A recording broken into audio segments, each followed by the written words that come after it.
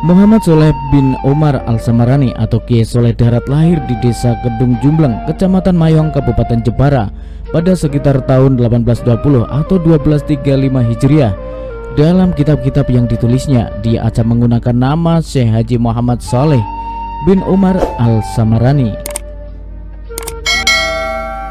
Pemberian nama Darat diselempangkan ke pundak beliau karena tinggal di kawasan dekat pantai utara Semarang, yakni tempat berlabuhnya orang-orang dari luar Jawa.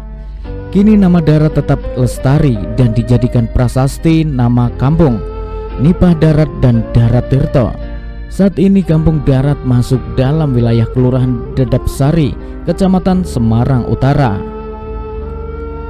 Kiai Haji Soleh Darat merupakan sosok ulama yang memiliki andil besar dalam penyebaran Islam di pantai utara Jawa, khususnya di Semarang.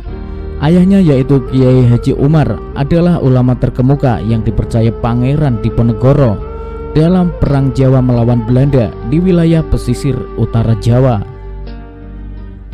Setelah mendapat bekal ilmu agama dari ayahnya, Soleh kecil mulai mengembara, belajar dari satu ulama ke ulama lain. Tercatat Kiai Haji Syahid Waturaja belajar kitab fikih seperti Fat Al-Qorib, Fat Al-Mu'in, Minhaj Al-Qawim, dan Syarb Al-Khatib. Kiai Soleh Darat menimba ilmu di pesantren-pesantren pada zamannya. Ia banyak berjumpa dengan kiai-kiai masyhur yang dikenal memiliki kedalaman serta keluasan ilmu batin dan kemudian menjadi gurunya. Di antara nama kondang tersebut salah satunya adalah Kiai Haji M. Syahid yang merupakan cucu dari Syekh Ahmad Mutamakin, seorang ulama asal Desa Kajen, Margoyoso, Pati, Jawa Tengah, yang hidup di zaman Mataram Kartosuro pada sekitar abad ke-18. Dari syekhnya itulah ia belajar beberapa kitab fikih seperti Fat Al-Qorib, Fat Al-Mu'in, Minhaj Al-Qawim, dan Syarb Al-Khatib. Terdapat catatan bahwa karena kitab-kitab tersebut bukanlah kelas-kelas pengantar, maka mempelajarinya tak pelak membutuhkan waktu relatif lama. Safari perjalanan keilmuannya berlanjut pada Kiai Raden Haji Muhammad Saleh Ibnu Asnawi di Kudus. Daripadanya beliau mengkaji kitab Al-Jalalain Al-Suyuti di Semarang. Beliau mendalami nahwu dan syaraf dari Kiai Ishaq Damaran. Kemudian belajar ilmu falak dari Kiai Abu Abdillah Muhammad Al-Hadi bin Bakuni. Berlanjut kepada Ahmad Bafaqih Balawi demi mengkritisi kajian Jauharah At-Tauhid buah karya Syekh Ibrahim Al-Laqani dan Minhaj Al-Abidin karya Al-Ghazali masih di Kota Lumpia, Semarang. Kitab Masail As-Sitin karya Abu Al-Abbas Ahmad Al-Misri, sebuah depiksi tentang ajaran dasar Islam populer di Jawa sekitar abad ke-19, dicernanya dengan tuntas dari Syekh Abdul Al-Ghani. Tak pernah puas haus ilmu, itulah sifat setiap ulama. Demikian pula beliau, nyantri kepada Kiai Syada dan Kiai Murtado pun dijalaninya, yang kemudian menjadikannya sebagai menantu. Setelah menikah, Soleh Darat merantau ke Mekah di Tanah Haram. Dia berguru kepada ulama-ulama besar antara lain Syekh Muhammad Al-Mukri, Syekh Muhammad bin Sulaiman Hazbullah Al-Makki, Sayyid Ahmad bin Zaini Dahlan, Syekh Ahmad Nahrawi. Kemudian Sayyid Muhammad Soleh bin Sayyid Abdurrahman Az-Zawawi, Syekh Sayyid Syekh Umar Asy-Syami, Syekh Yusuf Al-Misri, dan lain-lain. Karena kecerdasan, kealiman, dan keluasan ilmu serta kemampuannya, akhirnya Mbah Soleh mendapati ijazah dari beberapa gurunya untuk mengajar di Mekah.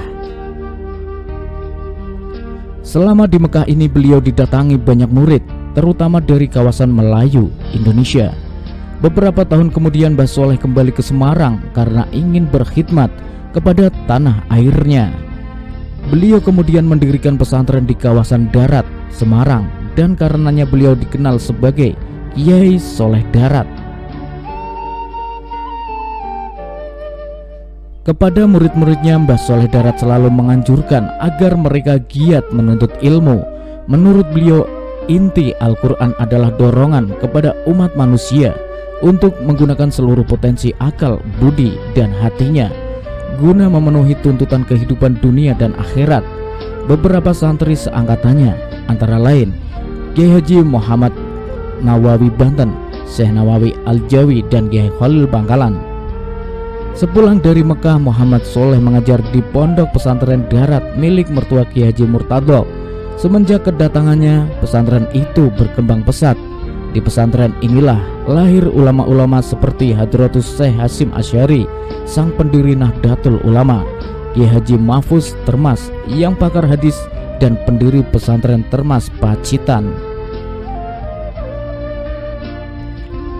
Kemudian Kiai Haji Ahmad Dahlan, sang pendiri organisasi Muhammadiyah, Kiai Haji Idris, pendiri pesantren Jamsaren Solo, dan Kiai Haji Sya'ban, sang ahli ilmu falak yang tersohor, Kiai Haji Bisri Syamsuri, Kiai Haji Dalhar.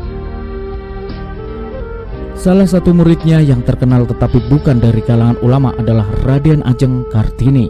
Karena Raden Ajeng Kartini inilah Mbah Soleh Darat menjadi pelopor penerjemahan Al-Quran ke bahasa Jawa. Menurut catatan cucu Kiai Soleh Darat, R.A. Kartini pernah punya pengalaman tidak menyenangkan saat mempelajari Islam. Guru ngajinya memarahinya karena dia bertanya tentang arti sebuah ayat Al-Quran. Kemudian ketika berkunjung ke rumah pamannya, seorang bupati Demak, R.A. Kartini menyempatkan diri mengikuti pengajian yang diberikan oleh Mbah Soleh Darat. Saat itu beliau sedang mengajarkan tafsir surat Al-Fatihah. R.A. Kartini menjadi amat tertarik dengan Mbah Soleh Darat. Dalam sebuah pertemuan, R.A. Kartini meminta agar Al-Quran diterjemahkan karena menurutnya tidak ada gunanya membaca kitab suci yang tidak diketahui artinya. Tetapi pada waktu itu penjajah Belanda secara resmi melarang orang menerjemahkan Al-Quran. Mbah Soleh Darat melanggar larangan ini. Beliau menerjemahkan Al-Quran dengan ditulis dalam huruf Arab gundul, pegon, sehingga tak dicurigai penjajah. Kitab tafsir yang terjemahan Al-Quran ini diberi nama Kitab Faid Ar-Rahman, tafsir pertama di Nusantara dalam bahasa Jawa dengan aksara Arab. Kitab ini pula yang dihadiahkan kepada R.A. Kartini pada saat dia menikah dengan Raden Mas Joyo Diningrat, seorang bupati Rembang. Wallahu a'lam.